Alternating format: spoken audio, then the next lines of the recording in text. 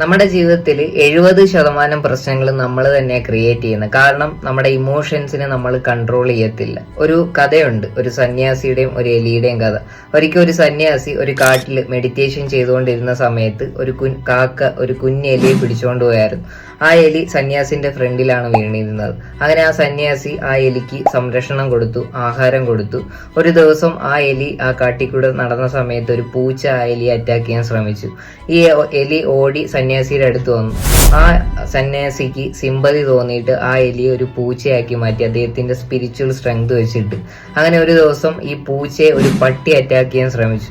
അങ്ങനെ അദ്ദേഹം ആ പൂച്ചയെ പട്ടിയാക്കി മാറ്റി. ഒരു ദിവസം ആ പട്ടിയെ അങ്ങനെ ഒരു പുലി അറ്റാക്ക് ചെയ്തു. അങ്ങനെ പട്ടിയെ അദ്ദേഹം ഒരു പുലിയാക്കി മാറ്റി. ഒരു ദിവസം ഈ പുലിയെ ഒരു മനുഷ്യൻ അറ്റാക്ക് ചെയ്തു. വേട്ടക്കാർ വന്ന് വെടിവെക്കാൻ ശ്രമിച്ചു. അങ്ങനെ ആ പുലിയെ അദ്ദേഹം മനുഷ്യനാക്കി മാറ്റി. അങ്ങനെ എലിക്ക് സന്തോഷമായി, താൻ മനുഷ്യൻ രൂപത്തിലെത്തി, തനിക്ക് ഒരുപാട് സ്ട്രെങ്തും പവറും കിട്ടി. അങ്ങനെ അടുത്തുള്ള വില്ലേജിൽ ബാക്കി ഉള്ളവർ ജീവിക്കാൻ തുടങ്ങി. അദ്ദേഹത്തിന് ഒരു ആഗ്രഹം തോന്നി, ഒരു ഫാമിലി വേണമെന്നുള്ളത്. അങ്ങനെ അദ്ദേഹം ചിന്തിച്ചിരുന്നത്, താൻ എലിയാണെന്നുള്ള ഒരു സത്യം ഈ വില്ലേജിലുള്ളവർ അറിഞ്ഞു കഴിഞ്ഞാൽ തന്നെ അവോയ്ഡ് ചെയ്യുമെന്നും തനിക്കുള്ള റെസ്പെക്റ്റ് എല്ലാം നഷ്ടപ്പെടുമെന്നും ചിന്തിച്ച്, ഈ സത്യം എനിക്കും ആ സന്യാസിക്കും മാത്രമേ അറിയത്തുള്ളൂ. എങ്ങാനും ഈ വില്ലേജിൽ വന്ന് സന്യാസി ആ സത്യം പറഞ്ഞു കഴിഞ്ഞാൽ ഒന്ന് പേടിച്ചിട്ട് ഈ സന്യാസിയെ കൊല്ലാൻ വേണ്ടി ഈ എലി ശ്രമിച്ചു.